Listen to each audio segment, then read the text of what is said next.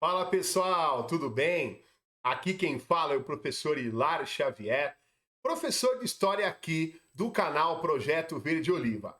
Galera, estou de volta aos trabalhos, aulas inéditas focadas na ESA, SpaceX, Barro Branco, prova de soldado PM aqui de São Paulo.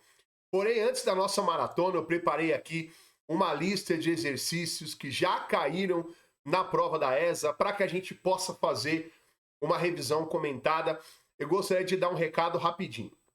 Pessoal, eu não faço mais parte do canal Tudo é História. Muita gente me conhece de lá, o canal que eu criei junto com o Thiago. Ficamos 5 anos nesse trabalho, nesse projeto. Porém, o canal agora pertence a um grupo vietnamita. Vocês já devem ter percebido que não tem aula nova postada lá já faz algum tempo.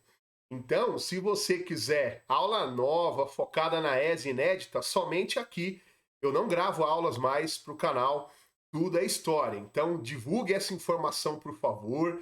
Se inscrevam aqui no canal Projeto Verde Oliva, novo formato de aula, um canal totalmente focado em concursos militares, na área de história, obviamente. Também teremos algumas aulas de geografia. Me ajude, por favor, a bater os 1.000 inscritos.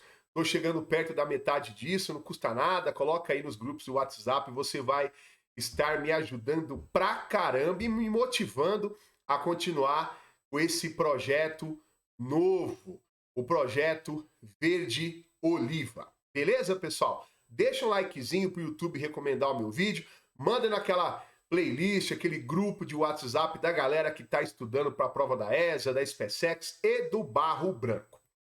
Vamos lá? De vez em quando eu vou sumir para que vocês possam observar melhor as imagens. Temos aqui um exercício da prova passada. Prova da ESA, sempre uma prova muito conteudista, por isso que é bom você guardar nome de lugares, nome de batalhas, nome de pessoas importantes. Durante o início da colonização do Brasil por Portugal, teve-se a figura política dos governadores gerais. O primeiro governador geral que governou o Brasil de 1549 a 1553 foi, olha, você para acertar precisaria saber quem é esse senhor de bigode estiloso aí da imagem retirada do site Wikipédia Enciclopédia Livre. Meus caros, no início, o regime de capitanias hereditárias ele não funcionou muito bem no Brasil. Apenas duas capitanias prosperaram desde o início: São Vicente e Pernambuco. Para consertar o erro inicial do sistema de capitanias hereditárias, o rei Dom João III, chamado de Dom João o Colonizador, ele resolveu implantar no Brasil o regime de governo geral, não para substituir as capitanias, e sim para administrar melhor o regime de capitanias hereditárias. Os governadores gerais, eles chegaram no Brasil com plenos poderes para se impor perante os donatários, e o primeiro governador geral que o exercício quer saber foi o senhor Tomé de Souza. Foi ele que fundou Salvador, primeira capital do Brasil colônia. Foi ele também que trouxe o primeiro bispado brasileiro e os jesuítas para dar início à catequização dos nossos nativos. A sequência é Tomé de Souza, Duarte da Costa e Mendes Sá, sendo que o Tomé de Souza é o primeiro governador geral do Brasil. Beleza? Vamos lá. Bom, aqui não precisa sumir, dá para vocês verem a imagem aí. Lógico que é uma ilustração de como era o senhor Tiradentes Joaquim José da Silva Xavier, um dos líderes da famosa Inconfidência Mineira, que acabou ao término da rebelião, depois que eles foram delatados por Silvério dos Reis. Ele foi julgado e condenado à morte, foi enforcado e esquartejado. Vamos ao exercício que caiu na prova de 2021 para ingresso em 2022. No final do século XVIII, a colônia brasileira foi palco de alguns movimentos influenciados pela independência das 13 colônias inglesas da América do Norte, ou seja, gente, a independência dos Estados Unidos, e pela Revolução Francesa em 1789. A Inconfidência Mineira e a Conjuração Baiana, respectivamente, estão inseridas nesse contexto histórico, cujo objetivo comum era, meus caros, tanto a Inconfidência Mineira quanto a Conjuração Baiana se enquadram num ciclo de revoltas que nós chamamos de revoltas emancipacionistas. revoltas que lutaram para libertar o Brasil de Portugal, para quebrar o pacto colonial. São revoltas que questionavam o antigo sistema colonial. Claro que existem semelhanças, como o exercício quer saber, porém também existiam algumas diferenças. A Inconfidência Mineira foi uma revolta elitista, comandada pela elite mineradora, à exceção do Tiradentes, que não era da elite mineradora.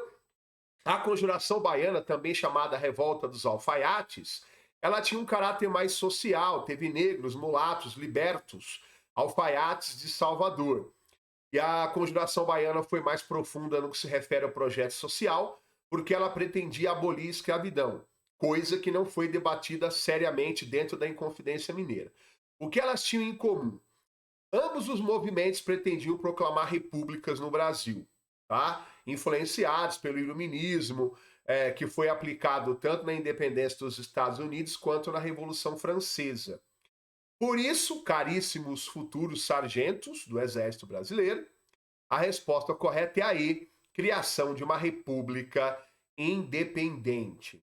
Ah, professor, por que não pode ser a D? Uma vez eu li que a Inconfidência Mineira queria industrializar a região mineira. Porém, gente, a pergunta é sobre ponto em comum nos dois movimentos, não só em um deles, tá? Não caiam em pegadinhas. Vamos lá. Depois eu vou sumir aqui na hora de responder o exercício. É uma prova antiga, porém um assunto recorrente, tá? Da prova de 2012. No dia 25 de março de 1824, Dom Pedro I outorgou a primeira Constituição brasileira, que tinha como características... Vamos lá. Dom Pedro libertou o Brasil, né? Oficialmente no dia 7 de setembro de 1822, no Grito de Ipiranga, apesar que existiram combates depois dessa data histórica. Ele convocou, no ano seguinte, uma Assembleia Nacional Constituinte para elaborar uma nova Constituição para o Brasil. Porém, quando ela ficou pronta, ele ficou furioso, a chamada Constituição da Mandioca, porque os deputados da Constituinte tentaram limitar os poderes dele. Ele fechou a Assembleia, mandou prender alguns deputados, e esse episódio entrou para a história do Brasil com o nome de Noite da Agonia. Ele entregou, então, a tarefa para José Bonifácio de Andrade Silva para que José Bonifácio elaborasse o texto de uma nova Constituição. Uma mensagem clara, digna do Brasil e de mim, Dom Pedro I. E essa Constituição ficou pronta em março de 24 e ela foi outorgada apenas, ou seja, imposta pelo Executivo, porque ela não passou por um amplo debate no Legislativo. Essa Constituição era conservadora, tinha algumas características autoritárias, elitistas, manteve a escravidão como propriedade, manteve a monarquia como regime político. Apesar do seu ar liberal, na prática não era uma monarquia tão constitucional assim. E o exercício quer saber, né, quais as características principais. Deixa eu sumir um pouquinho aqui, ó. Até por eliminação. Tinha poder moderador, só que não existia voto feminino, não pode ser aí. Na D de dado, né? A religião do Brasil naquela época oficial não era protestante, sim o catolicismo em regime de padroado. O catolicismo era submisso ao Estado brasileiro. Não pode ser a C, porque apesar do voto ser censitário, não tinha liberdade para as províncias do Brasil. Não pode ser a A, porque o Brasil não tinha voto universal naquela época. A resposta correta é a B de bola, poder moderador, que era um quarto poder, que dava poder para o Dom Pedro de, na teoria, de harmonizar os poderes, mas na prática colocou ele acima das instituições, um poder incrível, podendo até dissolver assembleias e escolher todos os gabinetes ministeriais sozinho, sem passar pelo crivo de ninguém. E os senadores tinham um cargo vitalício. Então a resposta correta, B de bola. Beleza? Bom, deixa eu sumir um pouquinho para vocês visualizarem, porque o exercício está cobrando que os senhores saibam quem é esse homem de bigode estiloso aí, ó. Importante revolta ocorrida em 1910, liderada por João Cândido, o Almirante Negro.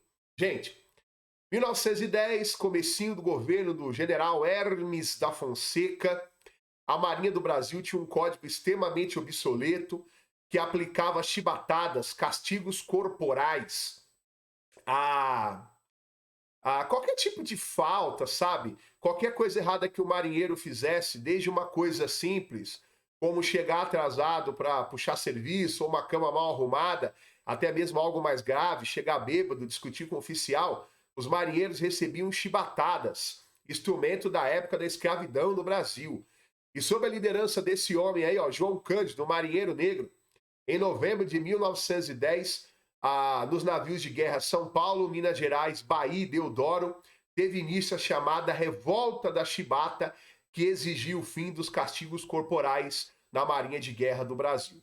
A ESA gosta muito de cobrar esse assunto na prova. A resposta correta, portanto, dedidado, Revolta da Chibata. E por último, eu não poderia deixar de abordar Era Vargas aqui com os senhores, porque a ESA cobra muitas questões de Era Vargas. Brasil na Segunda Guerra, o Brasil foi para a guerra durante o Estado Novo, na época da Era Vargas. Então preste atenção no exercício da prova de 2021. Durante a chamada Era Vargas, houve mudanças em diversos setores estruturais do país. Dentre essas, é correto afirmar. Senhores, Getúlio Vargas é de conhecimento geral que ele foi o indivíduo que criou toda a legislação trabalhista, uma boa parte dela, que é o arcabouço teórico que protege o trabalhador brasileiro desde os anos 40. Com muitas críticas, muitos elogios, porém, é um código trabalhista que era uma reivindicação na época. O Vargas criou várias das leis que nós temos até hoje: folga semanal remunerada, férias, aposentadoria e outras mais. Porém, é importante lembrar que, principalmente na época do Estado Novo, que vai de 37 a 45, o Getúlio adotou uma postura corporativista, que é típica do fascismo italiano. Ele copiou a Carta del Lavoro, que era o código trabalhista fascista da Itália do Mussolini, que colocava o movimento sindical sob controle do Estado. E greves eram duramente reprimidas e indivíduos eram presos por organizar greves. Pensando nisso, a resposta correta é a C, a criação de leis trabalhistas e a regulamentação dos sindicatos. Meus caros, espero que vocês tenham gostado dessa maratona. Manda para aquele amigo que ainda não conhece o canal Projeto Verde Oliva. Eu tenho fé que, assim como o canal Toda História, que me deu aquela placa ali, ó, quando eu me desfiz do canal com mais de 140 mil inscritos, eu tenho certeza que o Projeto Verde Oliva, com a ajuda de vocês, também pode ser que eu atinja um número parecido de inscritos.